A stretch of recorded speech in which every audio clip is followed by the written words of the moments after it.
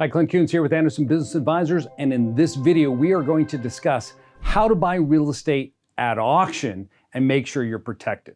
All right, let's get started.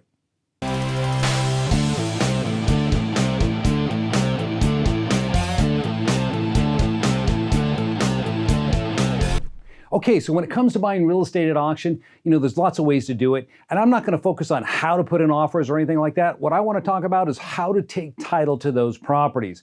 How you want to be ensuring that when you get title to that property, you've set it up properly so you can do what you need to do with it. So I've met a lot of real estate investors who buy at auction over the years, and one of the problems they've always had is, how do I get to take title? Do I buy it in my own name? Or some of them will actually set up a corporation and buy it in the name of their corporation. So they start stacking a lot of assets inside of one entity.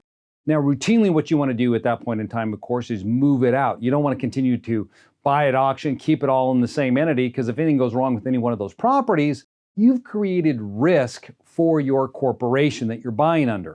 Or worse yet, you're doing everything in your own name. So if you want to simplify the process and give yourself anonymity, then one entity to consider would be to use a limited liability company.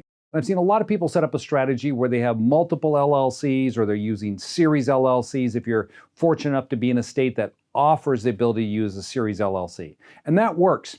The series LLC is probably the preferred way to go over setting up a bunch of single LLCs to buy properties at auction, just because you never know how many properties you're going to get or how many LLCs you're going to need when you go down there.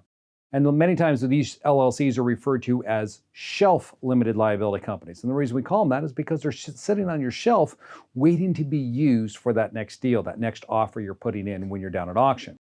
Now, another strategy that is actually my preference, and it's something that a lot of my clients use, is a land trust. Again, I got tons of videos on land trust. If you just check out my YouTube channel, if you do a search for land trust, you'll find there's plenty of videos there that describe how to set up this entity and how it operates. And so I'm not going to go into those details. I just want to show you how it can benefit you when it comes to buying it at auction. This may be another use for that trust that you never thought of before. So here's the way it works. When it comes down to buying at auction, what you should do is come with a stack of trust documents with you to the auction. And you don't need to have them completed because you don't know which property you're going to buy yet. But the idea is that if you find a property, let's say I want to put in an auction on this property right here. I'm going to bid on that property. And that's located at 123 Main, right? And I actually win. I get that property. It's awarded to me. So what do I want to do at that point in time? Well, ideally, what I'd like to do is take title in the name of an entity that's associated back to that property. So I know, which entity holds which property I'm owning. This is kind of one of the drawbacks to using LLCs, is because when you set up LLCs, you have to file them with the Secretary of State. You got to pay those filing fees. You have to figure out the names ahead of time. And I may have set up 452 Cherry, and I'm buying a property on 123 Main. So, it doesn't match.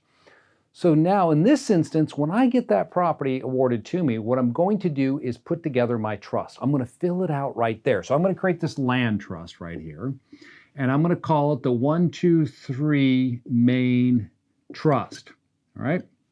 Now, watch my other video that discusses who you should use as your trustee for your land trust. And in this case, hopefully, you've got an LLC that you've set up as your trustee. So this is my trustee LLC right up here that I'm using. So in my trust, it already has that information spelled out. So when I go to auction, I have everything completed in my trust document. So the only thing I need to do is sign and put in the name right as I get the property awarded to me. So the trustee is going to be my LLC. In a land trust, you have a beneficiary, BNE, and that's going to be my C Corp down here. So again, that's already put into the trust document. So when I obtain that property, I'm going to go and take title, let them know I want to take title in the name of the 123 Main Trust.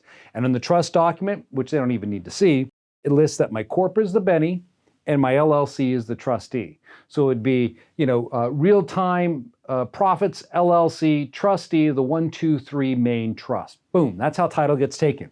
So now your property is in the name of this trust. Let's say you got 3 properties that day.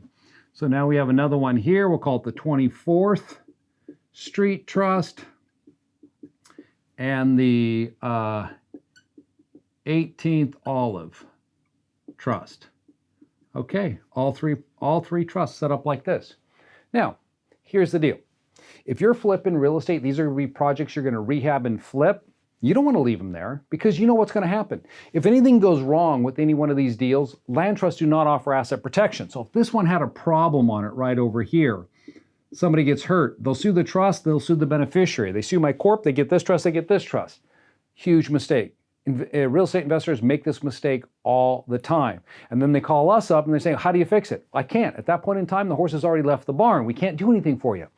So what you should be doing then is after you have these properties, since they're in a land trust, now you have built-in flexibility for taking these properties and placing them where you want them to go. I mean, think on this. Let's say that you start, you look at this property and you're driving home from auction. You're like, you know what? I think I'm going to keep that in my portfolio. I want to treat that as a rental. Great. Well, right now the corporation owns the beneficial interest. If you own that directly in your corporation, you have to go home, fill out a deed, and transfer it out of your corp into your LLC. Not with the land trust. All I would need to do is get home, got that LLC set up over here, right here. I'll just assign my beneficial interest over to this LLC. Bam, there you go, done. Now this property here is owned by this LLC, which is part of your portfolio. So we've got the asset protection structure set up the right way now to protect ourselves. So this is out of the corporation. So I'm just going to erase this because we decided to keep that as a portfolio investment. So that property's out of the corp and it's over there in the nice little limited liability company where it belongs inside of that trust. And here's the thing. You know, your name has never touched title on any of these properties, so you have instant anonymity. No one knows that you own them. That is one of the best ways to hold title to real estate in a way in which people cannot trace it back to you.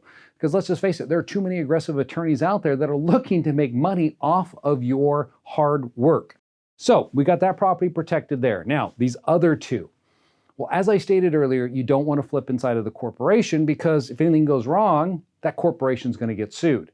So what we're going to do there is we're going to take those LLCs that I know you've set up. We got LLC 1 right here.